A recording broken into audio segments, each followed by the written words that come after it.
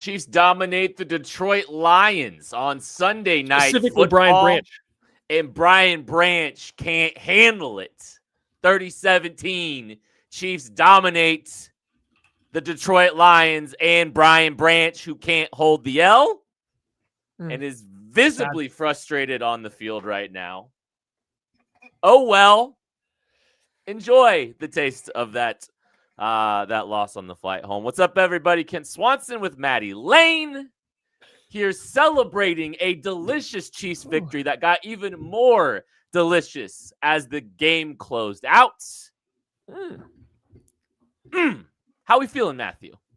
But that was a fun game. It's crazy how different things feel when listen, Craig's not here right now. When the offense plays well, it's crazy how much better things feel. Okay. The Chiefs could have won a defensive struggle today and they could have won, 13-3 and be awesome. It's a cool win. Defense played great, but it just feels different when the offense plays like this, when it just feels inevitable that they're going to march down the field and put points up on the board. It is so nice to have that feeling back in your favorite team and your team that has Patrick Mahomes at the helm. Like, it's just, we all kind of felt it. We all kind of felt the offense was getting better, and it's really nice to see it fully show up in a game against, I know the Lions defense was hurt, but they're not still a bad unit. And so them showing up here is absolutely amazing.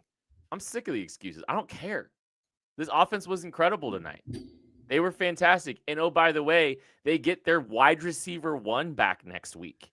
They came out here and they absolutely, offensively, were incredible the entire night. I mean, this was just a masterclass performance. You could see Patrick Mahomes taking it personally in this game. Everyone made plays, no penalties. Just a massive, massive performance from this offense. And it's so enjoyable, just so enjoyable. Everybody got to eat tonight. Hollywood Brown ate a lot tonight. I mean, what a delightful evening watching this football team play offensively. I don't care who's in the secondary. I don't care about all these excuses. Quit the excuses. They put 30 points on the board. They basically had, one possession stall out? 1? 2? Maybe? 2, I think. But yeah. 2? I mean, it was spiritually 1. And hey, look, the Chiefs, I mean, the game script changes a little bit different if they don't, but I'm quite pleased with what we saw offensively and quite pleased with this team. Clean performance. I don't think any penalties on the day. No turnovers. Mahomes is incredible. I mean, look, 3-3, back at 500. It's been a really weird six weeks to start the season. It's been a rough, 6 weeks to start the season. But, man, you've got to feel good about where you are at in this game and where the offense is heading, Maddie. Yeah, I mean, listen, the Chiefs they've been getting better each and every week, and you're kind of waiting to figure out what the final tidbit's going to be. What is it going to look like at the end result? And we don't know that yet because they haven't gotten Rashee Rice back, but they're getting him back next week. And then I think you're starting to see the signs of everything. And I think equally as important is the offense playing great. They had 1 turnover on downs, 1 drive that resulted in a punt. Everything else was putting points up on the board or kneeling the ball out, right? That's exactly what you want offensively. But then defensively, it looked pretty ugly to start, right? It looked like you were going to be in this pure shootout. But I think the pressure that other teams face when there isn't, when they know the offense on the other side of the ball isn't going to be stopped, right? When you can't stop the Chiefs offense, that does add extra pressure to your offense as well. And I think that's been missing from this Chiefs team the last couple of years is it was just never the Chiefs are definitely going to score on this drive. They're definitely going to score on that drive. So yeah, the defense had some struggles, but they were able to find their footing because the offense kept applying pressure to the Lions to keep up. The Lions constantly kind of felt like they had to play catch up. They had to play keep up with the Chiefs. And we just haven't really seen that since 2022 probably is the most recent time that it really felt like that going through a game. And so here you have this really good offense for the Lions that feels like they're having to press a little bit, get out of their comfort zone to match what the Chiefs are doing. And hey, that the end result is they couldn't keep up. The Chiefs end up winning 30-17. They probably could have put up even more points if they needed to, but that's not Andy's style. So huge win for the Chiefs. Don't care about the injuries that, the Lions are dealing with or anything like that. This is an amazing game going into it. This is still Patrick Mahomes league. And I want everyone listening. I mean, this is mostly Chiefs fans listening because there's nobody hate watching us right now because the Chiefs lost. It's because they just dropped 30. So this is going to apply. Everyone else, mostly everyone knows. But if you're just a casual coming to hang out and you're, a Lions fan wanting to see what we're having to say, I just want you to know this is still Patrick LeVon Mahomes League. He is playing out of his mind. He is playing at a level that, look, he always has. And look, he's been boring a couple years, and he just, messed around and went to 3 straight Super Bowls and won 2 of them boringly. Whatever that means, winning football games, whatever that means. But this offense has their swagger back.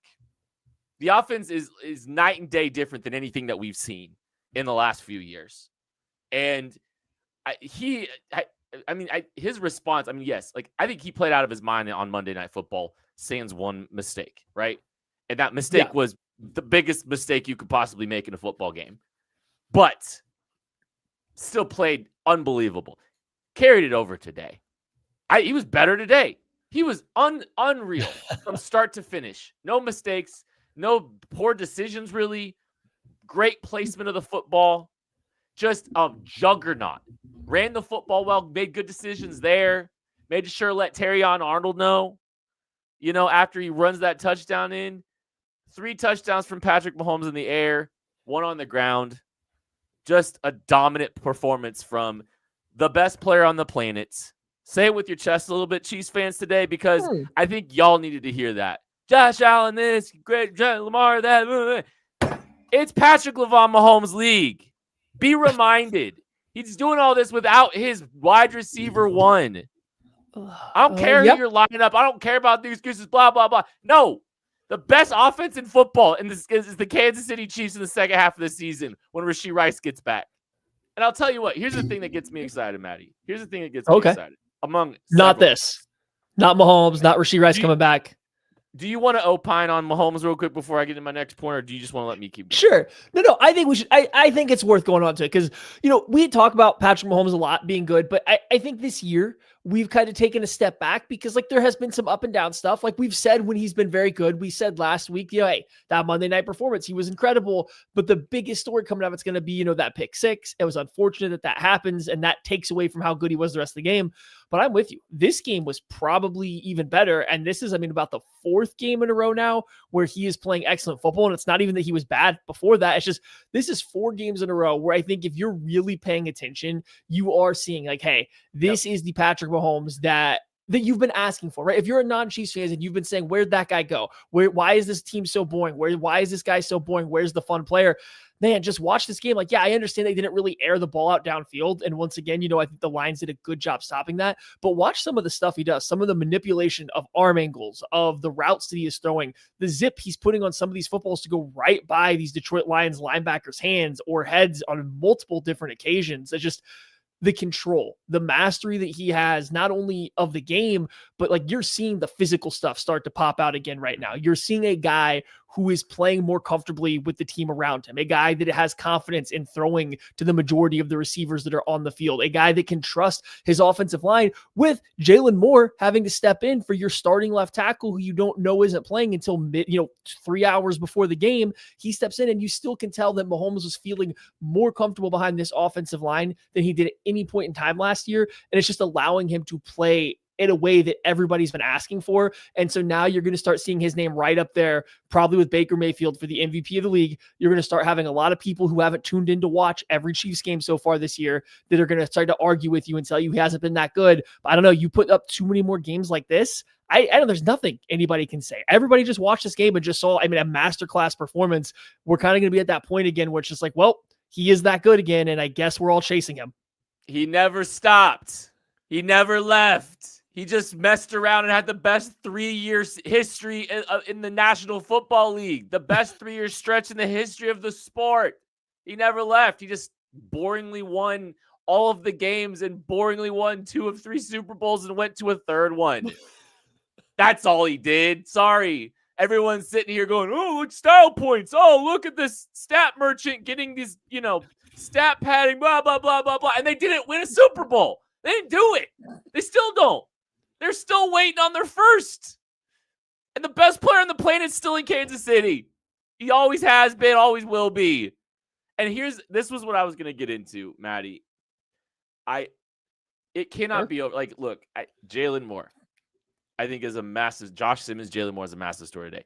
Jalen Moore was not perfect, and it wasn't always the prettiest thing, right? But it was competitive. He fought. Yeah. He fought and better than what they had last year. It's better than what they had last year, and this is the thing that I keep pointing to. They aggressively take care of the offensive line. They did not let one issue on their offensive line wreck a game.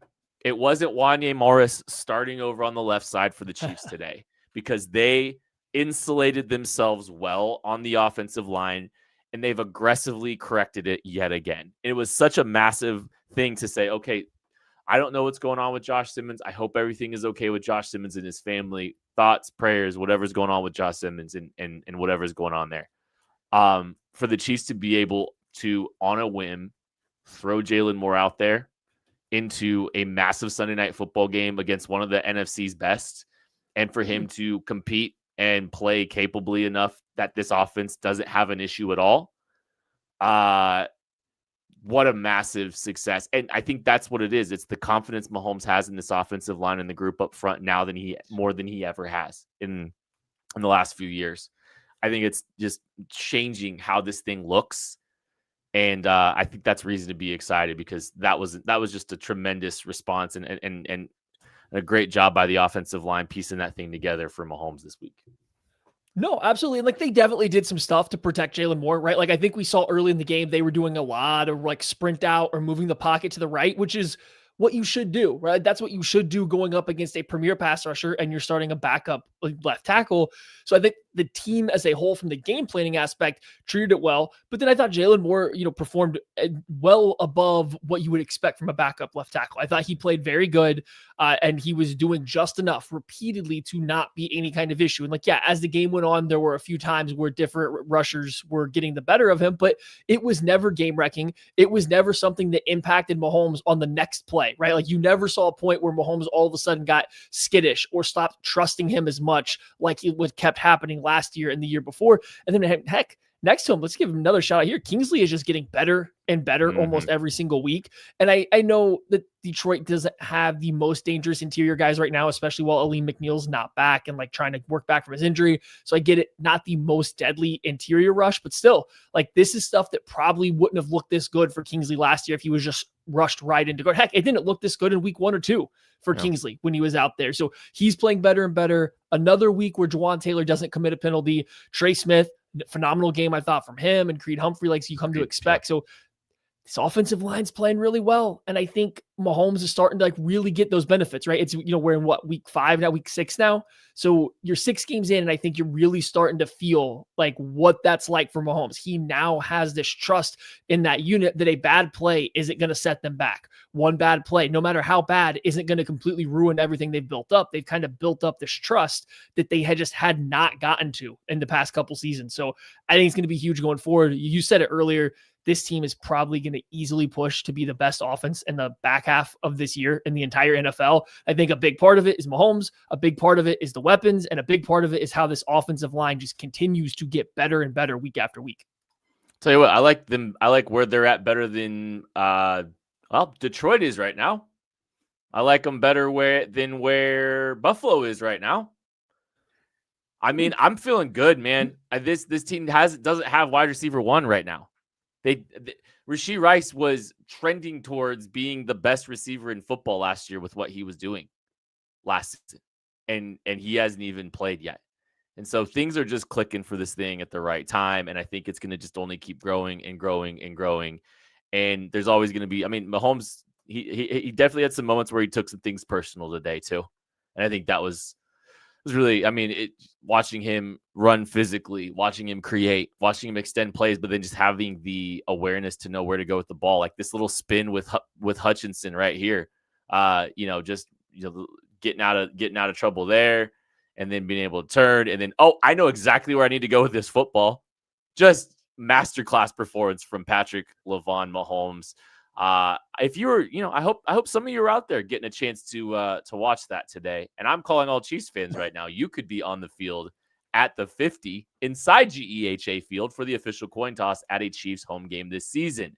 Visit Chiefs.com/GEHA now. Enter to win a chance to be on the field for a once-in-a-lifetime view of the pregame coin toss. Plus, you can score other exclusive prizes. Enter for a chance to win at Chiefs.com/GEHA. GEHA is the proud partner of the Kansas City Chiefs. We're going to take a break, and I can't wait to hear from Tucker D. Franklin right after this. Just a short drive from Kansas City. Experience the history, the heritage, and the bourbon at Holiday Distillery. Tour Missouri's oldest distillery, where real Missouri bourbon is made the old-fashioned way. Walk the grounds, taste the tradition, and take home a bottle of something special. Make the trip, sip the story. Holiday Distillery, Weston, Missouri. Book your tour at holidaydistillery.com. My name is Terrell Jolly. A lot of people call me TJ, founder and CEO of Integrity Capital Management. So Integrity Capital Management originally started out as a property management firm, but we slowly transitioned to what is described as an incremental development firm that's focused on situational housing. I know most people say affordable, but we believe in creating housing for people that are actually in need and built to the end user. I believe everyone needs a home, because when you have home, you have hope. The reality is that when you're building a business, one thing you don't think about is like what a true banking relationship means. And, I had the honor and privilege of meeting Debbie early on in my career when I was just trying to get going. And as a small business, it's really challenging at times because people don't understand the concept or not believe the longevity because you're just getting started. But Debbie was willing to take a chance on me, be patient with me. I almost look at it like a grassroots initiative. She's seen and believe what I'm about. Anybody that's really true about their business and want to get some things done, I would definitely trust hands down Emprise, because Deb's team, along with Aaron and Jackie and all the amazing people that work behind the scenes, even from the treasury side, I would say, hey, give them an opportunity, because you won't be disappointed, and you will actually be in hands that actually somebody care and that will see you from start to finish.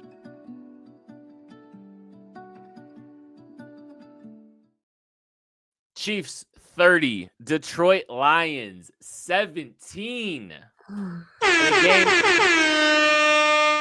In a game so nice, Brian Branch had a full meltdown on Juju Smith-Schuster and refused to shake Patrick Mahomes' hand in an extremely disrespectful act. But hey, I was really curious where your rhyming was going to go with that, and I was a little disappointed. No, I wasn't. The game's so nice. I don't know. Something about Rashee Rice. Tucker D. Franklin.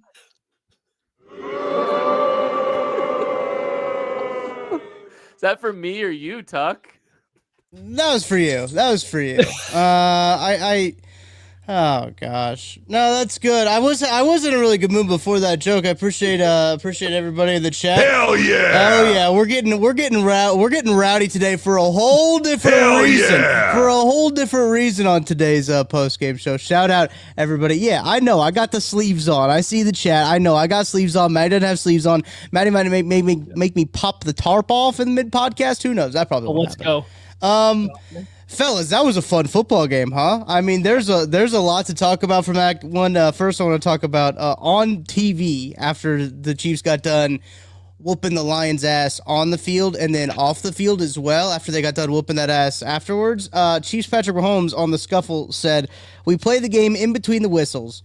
They can do all the extracurricular stuff they want to do, but we play the game in between the whistles." Great quote there from Patrick LaVon Mahomes. Phenomenal day for him. Phenomenal game from this offensive unit, which has been one of the things that has brought a little bit of mild concern to this team. But as I was watching that game, guys, I just kept getting so excited about Rashee Rice being back in this offense next week and playing the Oakland Raiders of Las Vegas next week as well. And I cannot wait for that matchup. But this game, guys, I wrote down a whole lot of stuff to talk about. The first thing I want to talk about, though, I'm glad you guys talked about Jalen Moore, talked about the offensive line, Jalen Moore stepping up. This was the week that, funny enough, I was like, hey,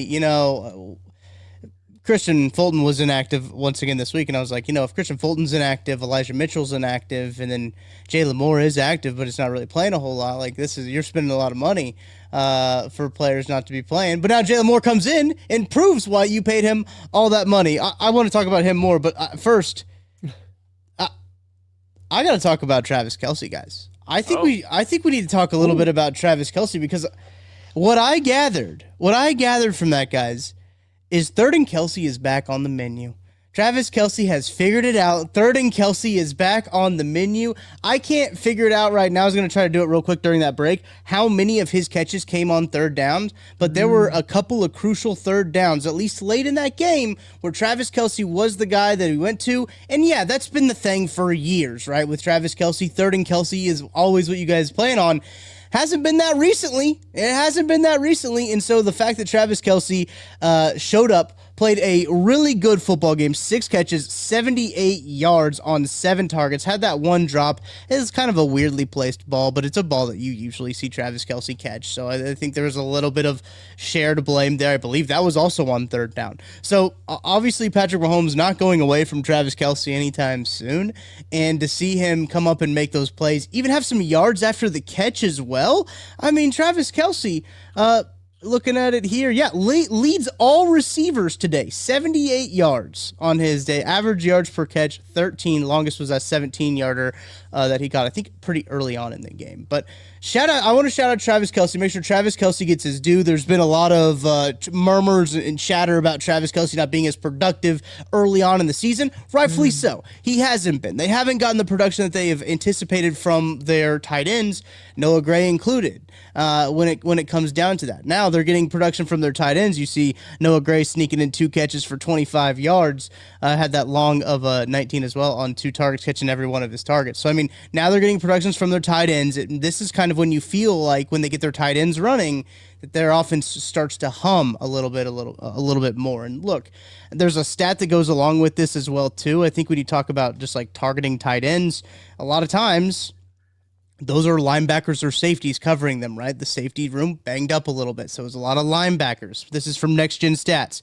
Patrick Mahomes took advantage of the Lions linebackers in coverage, completing 13 of 17 attempts for 165 yards and a touchdown, targeting linebackers in coverage. The Chiefs offense used 11 personnel on a season-low 33.9% of plays, which kept the Lions in base defense. Wait, are the linebackers the ones that were out? Oh, wait, no, those were their starters, right? Oh, so interesting. That's not an excuse they could use. Oh, okay. Anyways, sorry, Maddie. I just wanted to back to no. Travis Kelce had 3 catches on third down coming into this game. I feel like he probably matched that number in this game because I'm with Tuck. It did feel like they were going there. This isn't to be negative. The one thing the Chiefs struggled with in this game on the offensive side of the ball was beating man coverage. And it felt like that's why you were getting a lot of Kelce on third downs, because that's still their best option for it. So if he can get back to that, that'll be huge, because they have been pretty abysmal on man coverage all year. And even in this game, they were. As far as the base or the 11 personnel, I was shocked the Chiefs came out and played so much heavy personnel, because the Lions want to play in base. They are one of the teams that play with 3 linebackers on the field as much as possible. And when you assume, hey, everyone's hurt, if you're the Chiefs, you probably want to spread them out. You want to force as many DBs on the field as you can. Or if they're going to play with the linebackers, you want to try to throw the ball, spread them out with more receivers. So I was a little surprised the Chiefs came out with such a heavy personnel package game plan throughout this entire game. But what they did was they kept going condensed and throwing the ball out wide. So if you look at a pass chart, they throw nothing over the middle of the field. It's all outside the numbers, or outside the hash marks, not outside the numbers, but outside the hash marks. So what they were doing is they were stretching these, they were getting them in base personnel, and they were stretching these defensive backs and these linebackers to run out towards the boundary. And that's where they were finding a ton of their success. So a little bit unconventional game plan, I would assume, for a team that has all backup and third string defensive backs or cornerbacks on the field, but you kind of like how they went about their approach of making those linebackers really try to run. This is from Shil Kapadia. Last week, the Chiefs offense produced the highest success rate of any team in a game this season. And tonight was a 94th percentile offensive game based on EPA per drive. And Rashee Rice is not here yet. Wow. I mean, they cooked, man. But yeah, no, that is a good thought, Maddie. And like you saw them, trying to play some stuff out on the edge there a little bit. The run game did some good things too. I mean, Isaiah Pacheco averaged 4.3 yards per carry. On this one, like they play a little bit more under center run. It felt like did some good things there. All the elements are just kind of starting to come together a little bit. All the elements are starting to come together again a little bit. 8 receivers catch a pass from Patrick Mahomes today. You said the tight ends, 8 catches for 103 yards on the day for those two. Really, you didn't. It's kind of funny, guys. Like we can talk about and I think this is one of the differences. Like one of the things, like looking at last year versus this year, okay, and like the gravity of Xavier Worthy on the field, and to a degree, Tyquan Thornton, right? But you look at the leading 4 catchers for this team. It's Travis Kelce, Juju Smith-Schuster, Hollywood Brown, and Noah Gray. So they had a phenomenal performance offensively, but it's a lot of the cast of characters from last season, And I mean, really only one receiver from last year's skill player group, Brashard Smith, caught a pass.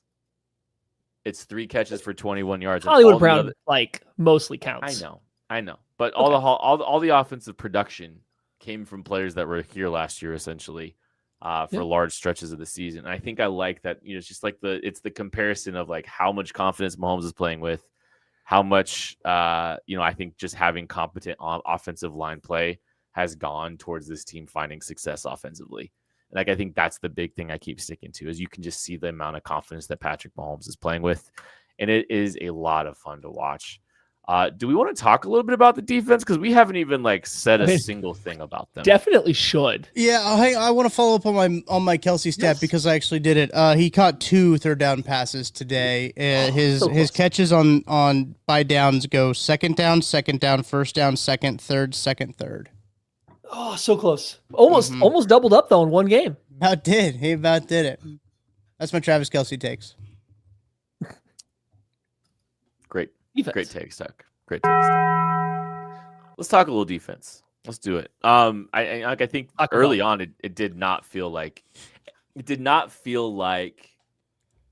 the offense or the defense was going to find a rhythm and piece this thing together, but they strung enough stops together in that middle of the game, and the offense just kind of took over. The offense double dips, which I think changes how this game looks entirely, which was a massive for the offense, but rough start for the defense, and then they kind of settled in and kind of found their footing as the game went on.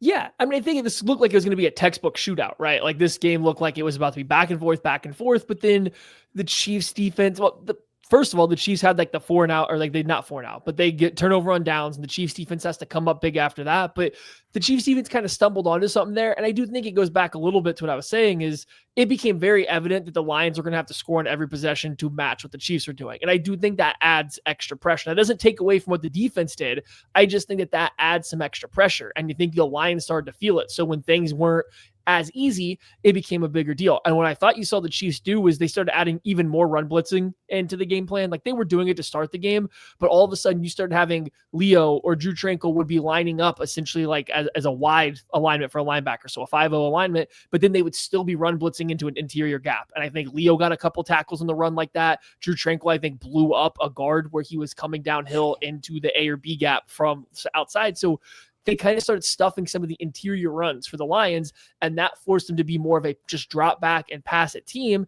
And while the pass rush wasn't great all game long, in enough spurts, Chris Jones showed up. In enough spurts, Karlaftis showed up. Charles Omenihu, enough times when it got to these third and longs, they were able to make Goff a little uncomfortable, and they were able to get off the field a little bit more frequently than it looked like they were going to start the game. So, I mean, hey, hat tip to Spags. Like we talked about how teams that can run a quick game and throw to all 3 levels of the field have been a bit of an issue this year. When you look at the Chargers game and the Jags game, wasn't in this game.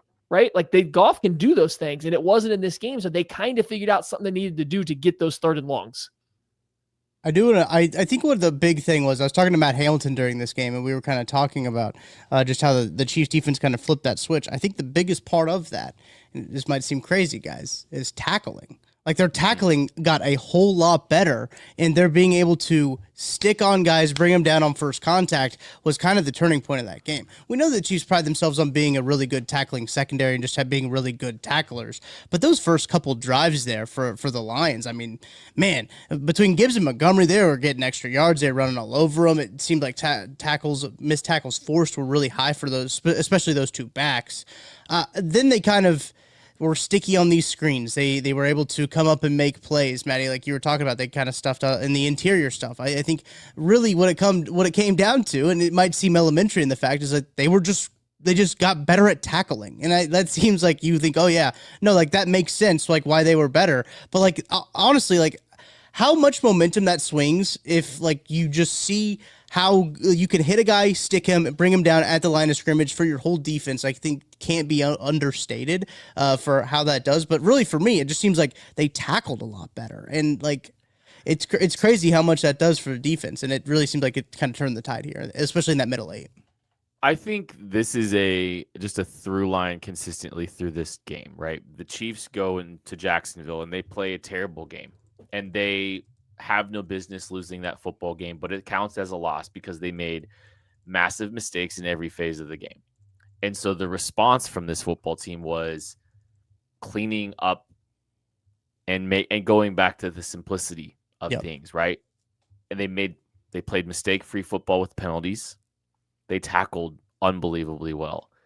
They ran block well. They pass protected well. They caught the ball well. I'm trying to think how many, one drop, Pacheco's drop. I mean, I think so. I just saw this stat come across. Can't you talk about how clean this game was? CBS put this up on their Peacock Sunday Night Football final. The Chiefs were the first team since 1972 with 0 turnovers, 0 penalties, and no more than 1 punt in a game. It's just a clean football game. I mean, they responded beautifully to a disaster class on Monday Night Football, and they did it in just. I mean, that version of the Chiefs is a Super Bowl caliber team. Yeah, they can win the Super Bowl. And by the way, Rashee Rice is coming back again. Oh, they didn't have their left tackle either. Their starting left tackle was not there either. Andy Reid, by the way, did not. This is from Curtis Siebel. Andy Reid did not want to talk about when he learned of Josh Simmons' absence. So I think there's like a balance between trying to be extremely sensitive to all of this, and also like there seems to be some story here and a little air of mystery around it, right? I think we can acknowledge both sides of that. You know, not knowing the reports seem to indicate Chiefs did not really know when or did not really have too much information on this Josh Simmons situation. So hopefully everything is okay.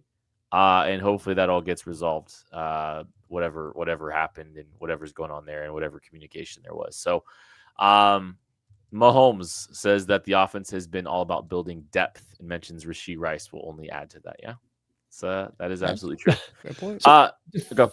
I was just gonna say, defensively, I think there was 2 big drives like that really stood out, or like plays that stood out. It was Chris Jones got a little bit of quick pressure, I think. Also, after the Chiefs had the turnover on downs, it was the 4th down where Amon-Ra kind of drops the ball, but the ball's a little bit low. It should be caught, so it's definitely a drop that helped the Chiefs out. But I think Chris Jones got a little bit of pressure on that play that kind of forced the ball to come out a little bit inaccurately. So that was a turnover on downs. The Chiefs go down and score a touchdown.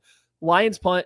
Chiefs double dip and come score the touchdown again. But then it was actually Brian Cook flying up on I think it was like 3rd and 11, but the Lions were clearly just throwing a wide receiver screen to try to get it to be 4th and manageable. They just wanted to get, to 4th and medium, and they were going to go for it. And who knows what would happen at that point. Really, the Chiefs, only stop that wasn't a drop was the play right before half. So Brian Cook continues to play really good. I've been really impressed with him this year. He's looking healthier and healthier. So I thought his ability to fly up from deep on that particular play, avoid Laporta, I think it was, slide in there and make that tackle on Jameson Williams kind of in the open field, that was huge. And so those 2 plays they weren't back-to-back drives, but 2 out of 3 drives to force 0 points from the Lions. That just gave the Chiefs every opportunity they needed to really pull away. And the defense might not ever be great this year. 17 points against the Lions is good, but this defense might not be great. This might not be the 2023 defense that the Chiefs had at any point in time, but they can come up with timely enough stops to give the ball back to the offense. And when the offense can go touchdown, field goal, and 3 straight drives, and you give up 0 points during that stretch, it's really easy to put games away or at least jump out to a huge lead. So it's still complimentary football. We're back to the offensive version. offense leads from the front, complementary football. And it's an enjoyable brand to watch. It's very much an enjoyable brand to watch. Seeing this team kind of go out in there and do that. Another guy that probably deserves a little bit of credit, and I know like I feel so bad for him, and I think he needs a shout out. Without looking, gentlemen, do you know who had twice as many tackles as anybody else on the Chiefs defense? And maybe you've already seen it. I haven't looked. Jamar Bolton Chase. felt like he. Jamar Chase. He's doing a lot of tackling these days. Not a Wait, lot was I of winning. right? Was I right? No. Oh man, that's too Twice bad. as many tackles for the Chiefs as any other defender. Wait, on the year or Just for tonight. it's gonna be Bolton or Connor. Shamari Connor had 14 tackles, 10 solo tackles. And That means he's the best player on the team. Playing safety, by the way, not playing nickel. I mean, he dropped into the slot a little bit, but he was predominantly playing safety in this game. Flying in for the run fits. And by the way, Jahmyr Gibbs, 3.8 yards per carry on the night. Just so you know, 17 carries, 3.8 yards. I mean, after a game where the first two drives, like it was like, how are the Chiefs going to stop this run? Like they were wearing them down, and it was concerning at that point. And then they just kind of said, "All right, we'll just stop them." Crazy. I think the Lions were a little scared. They absolutely were scared of the Chiefs' offense heading into this game. Like the fear is back because the Chiefs or the Lions take. I know the Lions do this sometimes, anyways, but they took the ball to start the game because I think they just trying to want to stay out from stay out in front offensively. That's a bunch of tone setters over there. Shamari Connor, I feel so bad for him giving up that Sam Laporta touchdown because that was some of the best coverage that he's. Sam Laporta's just a dog, though, is the thing. Yeah, he really is, man. He really is. And I was so buffed for him, man, because like I think he did some good things in this game, especially in run support. And so I just wanted to shout out Shamari Connor for doing some good things in this game. And I don't know, man, I felt bad for him. Maddie, anything else defensively? I mean, the pass rush still scares me, right? Like this Lions offensive line isn't great. And like, I understand they've played pretty well this year, but that interior is still a rookie guard, a second-year guard. Both are kind of mid-round picks, and they were starting a third-string left tackle. And until it was late, and you knew that every single play was going to be a drop back, and the Lions really had to pick up chunk plays, it didn't feel like the Chiefs pass rush was having like a stranglehold on the game. Not the last drive or two for the Lions, it definitely did because they were getting to pin their ears back and really get after it. But up until that point, even when the Lions were still playing catch up, just the pass rush, it's missing something. And I don't know what it is. I think they just win so slowly as a pass rush. Like early in that game, there were multiple times where Jared Goff like was back there making tea before delivering some passes. And like that is a tough look when you have a secondary that, has a lot of young guys and they're having difficulty keeping up with some very good receiver room. So hope to see some improvement from the pass rush. I just don't know where it's coming from at this point. Like, I don't know who's really going to show some kind of big step up going forward.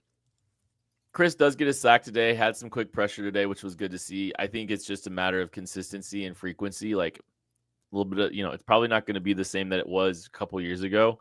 That's okay. Right. I mean, he's on the wrong side of 30. They don't have anybody right now that's showing a pulse from a rush. I still don't understand some of this time. I don't understand some of these pressure rates and pressures and all this stuff. It doesn't line up with the film. Still doesn't for me. Sorry. They got to find something. And like, that's why we've talked about it recently. And some people say, well, why not both? No, let's just live in a world where you have to pick one or the other. I think pass rush over running back right now at the trade deadline. You're probably not going to have a ton of options to, improve the pass rush at the trade deadline, especially at the cost it might take. But if the opportunity presents itself, I'm definitely more in the Chiefs need more of a pass rush than they do a running back, especially since Alvin Kamara doesn't want to come to Kansas City and win a Super Bowl, I guess. But I think I think this team needs to be turning over every rock to try to find somebody else to help them rush the passer. What you got, Tuck? Can I bring up something? I had made a tweet kind of about the coverage early on in this game. I think it was kind of we were seeing some similarities between the placement of balls and who was in the vicinity. And a lot of people like to bring up, well, the pass rush wasn't getting home. How can those guys cover which is I think that's a great observation of like, hey, you can't really knock these guys if the pass rush isn't getting home. That's true. Two things can be true at the same time, though. I think that also needs to be like there are sometimes there's not great coverage and not great pass rush, which we were seeing early on in the game, which again they remedied, they fixed. That's great. But I do think that when people are trying to diagnose things, just knowing that there is some ambiguity in two things being true simultaneously at the same time, the pass rush being bad and the coverage breakdowns are not mutually exclusive, right? Sometimes I actually think that they kind of are the same a little bit. So I think there's a little bit of the same there. But no, I think that overall, I mean, this is a game that they needed to win. They got it done. It was a must win game, and they won it at Arrowhead. Herbie's got he's got a lot more in there since I last looked. Herbie's got some clips from the locker room that I'll dip out here and get these all fancied up and doctored up. But I mean, 1, 2, 3, 4, 5 clips from the locker room. Ooh, huge day. Any from Brian Branch? I think Brian Branch might have been relatively quiet. I mean, he's quiet on the day, truthfully. He didn't have Kadarius Toney to give him a football and give him a touchdown, so that was probably... You know what he did get? He got Mahomes spinning a football on his feet and flexing on him in the end zone. He did get that. Did you see Mahomes point back at the flag? He said, "That's on you guys. That's on you." He was feeling himself today. Yeah, I was thinking about this a little bit earlier. If you said, and if in May, if you said the Chiefs don't have Rashee Rice for the first 6 games, and they go 3-3, like looking at the schedule, looking at the teams that they're playing, and Eagles, Ravens, Lions, no Rashee, breaking in an entirely new left side of the offensive line. I think 3-3 would have been completely realistic, and I think you would probably look back and say, "Yeah, sure, I'm fine with it. I'm not happy, but I'm fine with it." Well, here they are. How they got here is so frustrating, and I think this team should be better than 3-3. Candidly, they should be at least 4-2, but they're not. Can't say anything. But I think if you looked back in May, I think if you'd said 3-3 to start and then they get hot like that arc wouldn't have surprised you, I don't think, all that much. Am I too far off, Matt, or how do you feel? Yeah, I mean, you told me 3-3 beforehand. I wouldn't have been happy about it because I would have think they would. If you're a Super Bowl contending team, you should still probably start better than that. If you know that you're going to be missing a player all offseason, right? Like you should be ready, more prepared. If you told me they were also going to lose Xavier Worthy for half of that time, and then when he came back, he was going to be playing on one ankle and clearly not be as fast as he typically is, then okay, now we're saying 3-3, we probably would take it, right? Again, not happy. Now we're at least in the okay, I'll take it territory. So that's where we are, right? They're 3-3. It's still, they got a hole to climb out of, but they've got themselves in the right position to probably, make a bare minimum a wild card spot for the playoffs. And that's all you can ask. So yeah, we'll see. I'm not upset where they are. I think it really sucks. And it's still, and I think everyone's feeling real happy right now about how this game went, as they should. We're all feeling riding real high. Like 8 weeks from now, when we're all doing the playoff picture and we have to look back and realize the Chiefs lost the game to the Jags, have absolutely no damn reason to have lost from any fashion. I think that's going to be really annoying again, right? Like, especially if that ends up costing them a bye week, or not even, I guess not a bye week anymore, but cost them home field for a game, gets them to be the winner of the division versus a wild card. Like, I think that's going to come back to bite them and be very annoying. But like, ultimately, no, it's not a big deal right now. The Chiefs are winning the division. Whoo, bold. They're winning. The Chiefs had to win today because of the other, like the Chargers ended up winning, the Broncos won, and the Raiders all won today, so they had to win. Like they would have had bigger problems if they would have lost. Don't put the Raiders in there. They're winning the division. They did play the Titans. That's true. That's a gimme game. The Broncos and Chargers don't scare me at all. So they're not going to scare you. They just have to be able to hold their pace. That's what I mean. Like the Chiefs have to make up ground. They're not going to hold their pace. I'm feeling we're the we're back department. It took 6 days. I agree. The Chiefs back. Couple quotes here. Juju said he was just blocking Brian Branch and it led to frustration. He added at the end that had never happened to him and joked, I thought I was a good dude. That's from Harold Kuntz. Brian, this is Dan Campbell. I love Brian Branch, but what he did is inexcusable, and it's not going to be accepted here. Campbell apologized to Andy Reid and Juju Smith-Schuster. I love Dan Campbell, and I love the Lions unabashedly. I love them. I respect them. That's cool to see. Dude's gritty as hell. That football team is full of Tone Starter. I mean, that football team. I don't think I'll hate a Dan Campbell coach football team. I love that Jared Goff's balling out there. If I'm being honest with you, that does. They took him. I think it's great because they were like, you know what? Just throw Jared Goff's contract in. Let's make this Stafford thing work. Just throw us, Jared Goff's contract and give us an extra first for it. And he's gone out and played like a top 10 quarterback. I think it's great. I love it for him. I'm so happy. He's hooping. I'm just happy that Alex Anzalone's playing great because I loved him coming out of college, and the dude was injured all the time, and it took him a couple years in the NFL. But listen, he might have been the Lions' best player on defense. Obviously, Aiden Hutchinson is their best player, but Anzalone might have played the best game. Talk about the fourth down the Chiefs failed on. He was the backside linebacker that came flying over and forced Mahomes to have to get rid of it. There was a couple other screenplays that I think he sniffed out. He played great for them, and it's just nice to see somebody for a team that you don't despise in general, because the Chiefs don't have, anything going on with the Lions frequently enough. Yeah. Yeah. And so it's nice to see. It is nice to see a player that I like coming out of college perform well for them. I will say though, I'm getting a little over the Lions are the best team. They're so gritty. They're so tough. They're so this, that, or the other that it's almost their time. Like, okay, it's time to, shit or get off the pot now, Detroit, right? It's time to do something, or we got to move on with you being the flavor of the week. Baker's coming for that title. Heck, they might already have it down there in Tampa. So you might not be everybody's favorite team anymore. That's okay. We can quit talking about you now. Copy paste Buffalo. I was going to say, they're NFC Buffalo, man. NFC Buffalo. But nobody thinks Buffalo's nobody thinks they're this super physical tough team. I don't know. But That's true. That's fair. The bigger point, yes, you guys are correct. We still waiting on some of those clips. Yeah, throw to a break, and when we get back from the break, I'll throw to them. All defensive players today, by the way.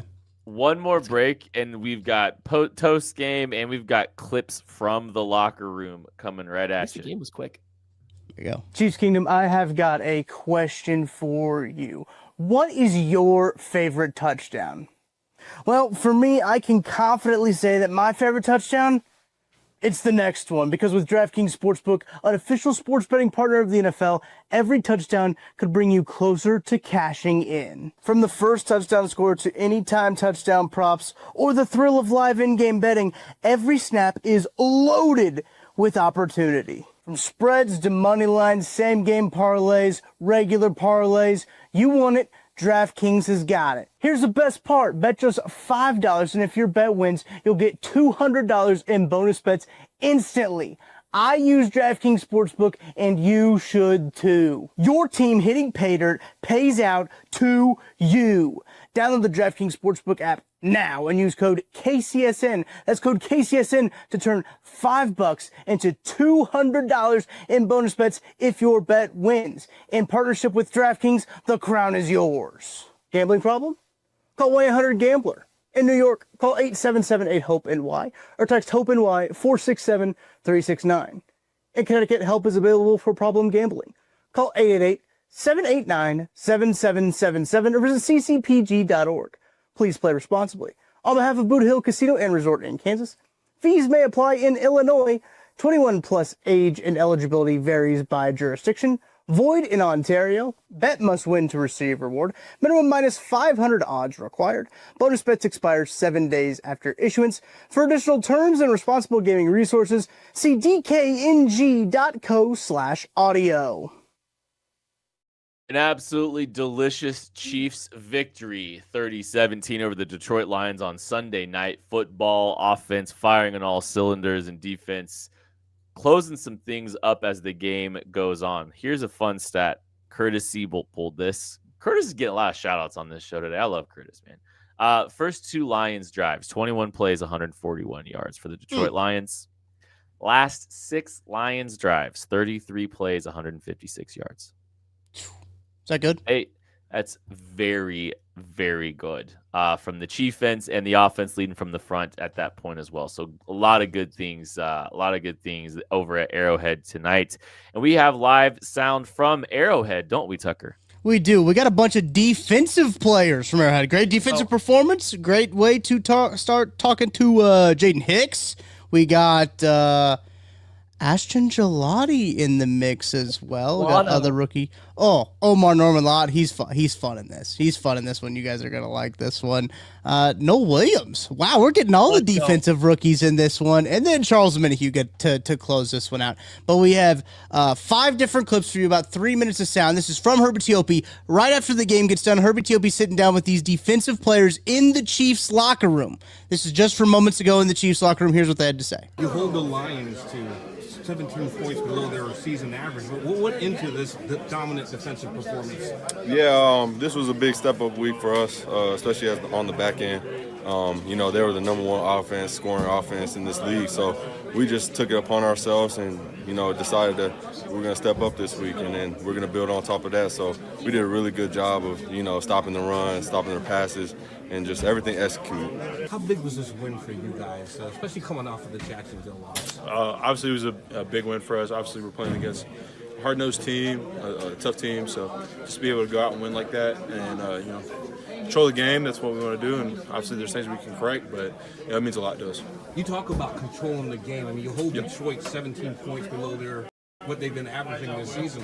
How much pride did y'all take into shutting down those weapons? Obviously, a lot of pride. We took a lot of pride. Obviously, coming off a short week, just get in the film room, making sure we're prepped and prepared, and just removing what they do and forcing them to spread the ball out different ways. So I'm with you. Come on.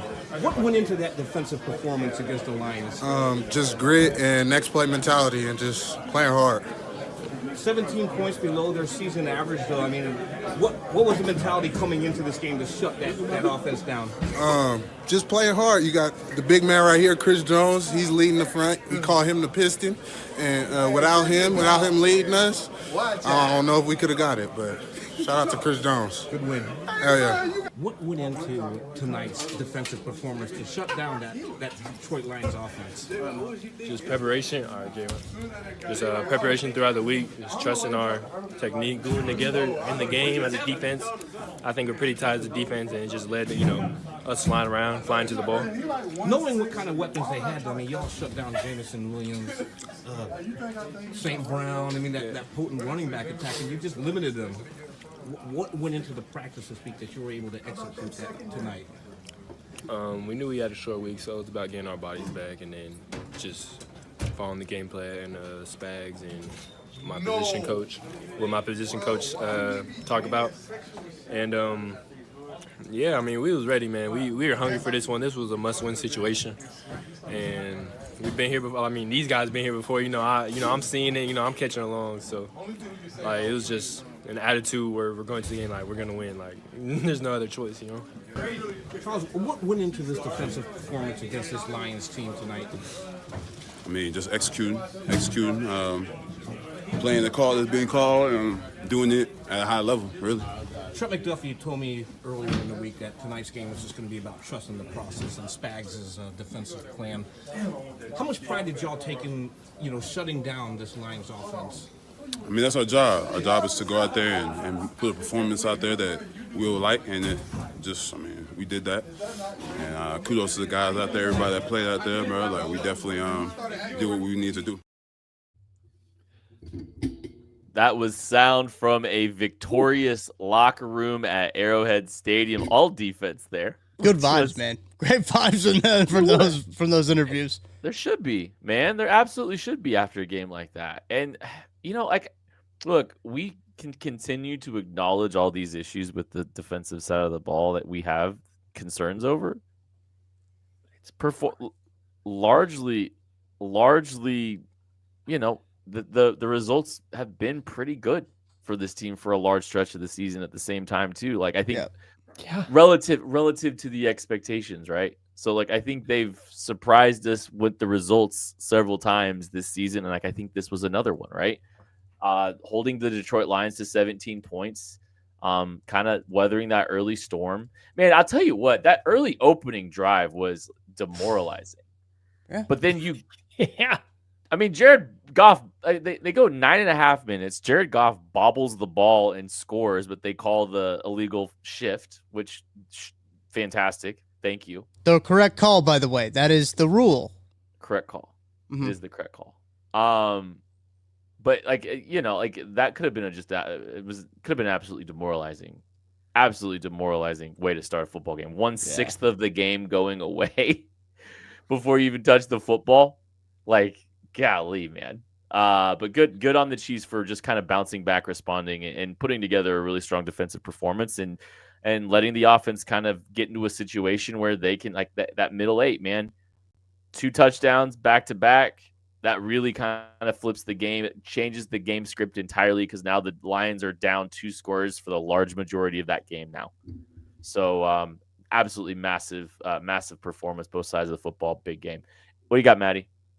I was going to say, yeah, we keep, I specifically keep saying, like, hey, I don't know what this defense can hang their hat on when they go up against a more normal offense, because we've seen a couple times now against the Chargers and the Jags where it hasn't worked. This might have been their most impressive performance of the year so far, right? Yeah. Like the Ravens, like there was clearly a lot of cracks coming at the seams there, and the Giants are the Giants. Like this defensive performance that even the Eagles, like we've seen their struggles. This offense for the Lions had really been going. And like, yeah, you can point to their 3rd string left tackle, but Dan Skipper really wasn't that bad today. The Chiefs didn't take enough advantage of that to use as an excuse. So yeah, I thought this was probably their best defensive performance across the board, and which is hilarious because to start the game, the first part of the game, like you're like, oh wow, like this is a 50 to 50 point game. Whoever has the ball last wins, but they were able to pull it out and like make the adjustments or the plays when they needed to. So yeah, kudos to them. It really does feel like this defense is hanging on by a thread, but they're making enough big plays that like they get off the field when they have to get off the field, and like that's all you really have to ask for when you have Patrick LeVon Mahomes playing the way he is. Shout out Steve Spagnuolo, man. Always finds it right, man. Always finds it real right. Quick, because I know what's coming. We got super chats we got to get to before you got to try to get us a toast game. Yeah. You got some. All right. We got one here from Sir Hunks-a-Lot, Brian Bush League Branch. Yeah. Hell yeah. People were not happy with Brian Branch across the board on that. Why? Yeah. Why, Maddie? Brian Branch.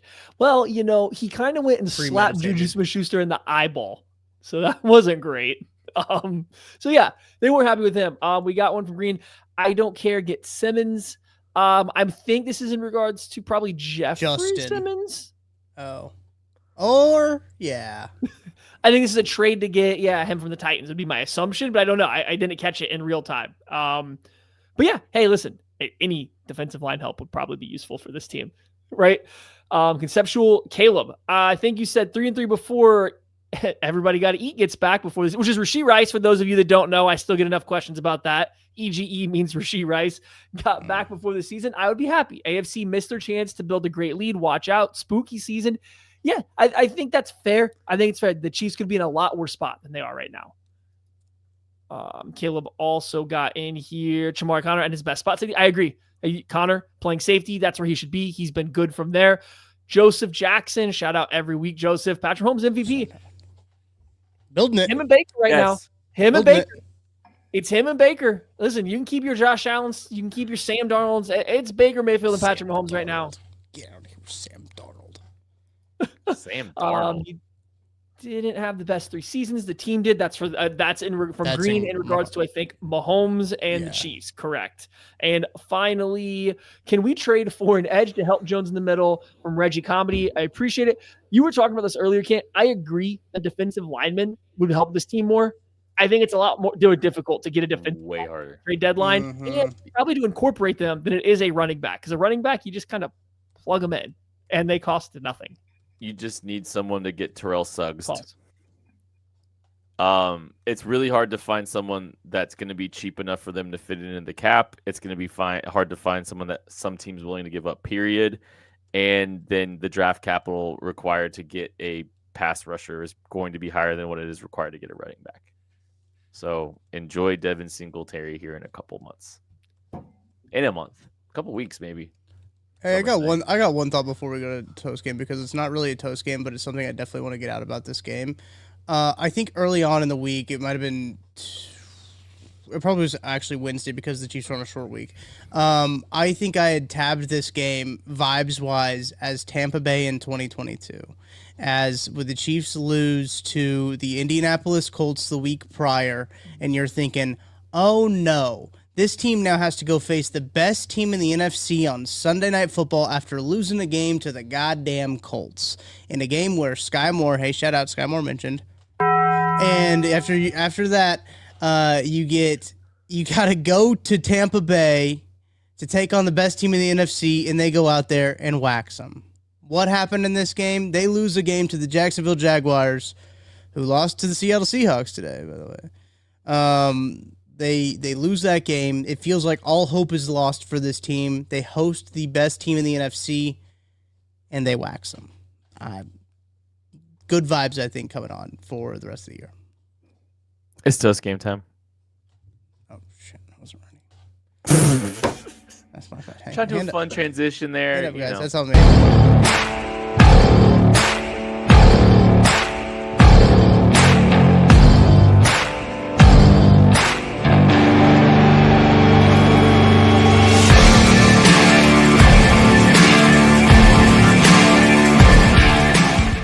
It is Toast Game presented by Ben Holiday Bourbon. I am enjoying a nice bottle of Brian Branch Tears. Oh, no, sorry. No, this is the Ben Holiday 8-year barrel pick. Weird. This is what we drink when we win, when we celebrate. So I'm enjoying that. Tucker is doing. What are you? I don't have a cup is the problem that I've Oh, into. yeah. My cup's not down here, so I was like, well, do I just break open the shooter, or should I just sip out of the little mini bottle? Maybe I just sip out of the mini bottle. No, the mini bottle's got to stay forever. Yeah. I don't know. I don't want to touch it. Polls? I Let's think do you polls? should. I think you should pull out of the bottled and bond is what I think. And you know what? Don't worry about drinking it after somebody else because it's alcohol. It'll kill it. Maddie, what you got? I have the barrel that we picked, soft red wheat that we picked. Because I finished my other one, so I had to open this one up now. So I got to restock back here behind me. I got to get more options back here. That's what All right now. Toast game time. Just come back to KC, buddy. We'll figure it out. Okay. Tucker, what you got? I think you guys talked about this guy a little bit, but I think he needs a little bit. He's a little bit more praise, I think, for what he did today. Ooh. There's a guy on this team that was brought in and had some pretty high expectations a year ago. Maybe didn't necessarily live up to those expectations, some factors outside of his own control. But fellas, lights, camera, action. Hollywood Brown had himself a hell of a day, catching 2 touchdown passes and so showing that he might be the best wide receiver 3 Patrick Mahomes is ever going to have in his career. I got to give a cheers to lights, camera, action, Hollywood Brown for his performance today. Cheers to him after a long, hard road to get to where he is. 2 touchdowns for him. I love that one. He's been playing good ball lately. He's been playing good ball. I have been mildly critical of like, hey, I don't know if he offers something that other guys don't do a little bit better. And I still don't know if I fully don't believe that, but he's playing well. Like when they ask him to make plays, he's making plays. And that toe tap catch, that was a nice snag. I liked him finishing that play in the red and just being able to run through contact and run through a defender to get the touchdown too. Like that was something that we've talked about him. Like there was a moment last week or 2 weeks ago where like, go play through some contact there. He did it that game. He did it on that play, and that was pretty good. So that was a good one. That's a good one, Tuck. What do you got, Maddie? Ooh, there's so many different options here. You know what? We're going Noel Williams. We heard from him, from Herb Ethiopia in the locker room. Listen, when he's out there, you can't put him out there, I don't think, every play because there's some wild cards there. I've had to see Shamar Connor yell at him where to line up. I've had to see other people tell him what to do. I've seen him go cover the wrong guy for stretches of plays. So you can't put him out there all the time. But boy, when you get to put him out there and just let him go press a wide receiver, it's like a jousting duel. He just puts the foot back, he rears up, and he is ready to go. He is going to go make contact with that person, hell or high water. And you might get a hands in the face, or you might get Isaac Tesla being thrown to the dirt because he's just going to get bullied. I love watching Noah. It very much is reminiscent of very young, not as good yet, but we'll see L'Jarius Sneed when L'Jarius Sneed just went out there and threw hands with everybody. It looks the same. I love it. It's awesome. I like having that player, and I like being able to, as of right now, where the Chiefs setup is, where you can just pick or choose your spots to use that guy. I think that's going to be really important down the stretch, and you go up against some other high-powered offenses like they did in this one. So shout out to Williams. I thought he played a pretty good game across the board here. I got 2 toast games, fellas. Uh-oh. Cheater. Maddie, I don't want to hear that from you. My first one goes to Patrick Mahomes, and it's really not for any of the performance, great job, all that. It's awesome. You were incredible. We'd spent a lot of time talking about you. My toast game goes to Patrick Mahomes for finally getting off the schneid and beating Jared Goff. What a massive win for him, finally getting to beat Jared Goff. He is 1-2 now in his career against Jared Goff. So big shout out to Patrick Mahomes for finally beating Jared Goff. My toast game will go to Jalen Moore. This is from Harold Coots. Not only did Jalen Moore find out just this afternoon that he was starting, but he also had his 3rd child this morning. Wow. What a day for Jalen Moore. So shout out Jalen Moore. A massive toast game to you, my friend. Cheers. I'll do another poll for that. Yeah. Great job from Jalen Moore. Great performance. And a great performance from the Kansas City Chiefs. There's no place that is going to be covering this game and next week's game better than KC Sports Network. So make sure you are checking everything that is going out here on the network all week. We are going to be covering this thing, starting with Shout out Dr. Ozzie. We're going to have all kinds of stuff tomorrow, as already off the top. So make sure you're checking everything out. Hit the like button, hit the subscribe button. Thank you all so much for listening, watching, supporting KC Sports Network. We love you. We appreciate you. We'll catch you later.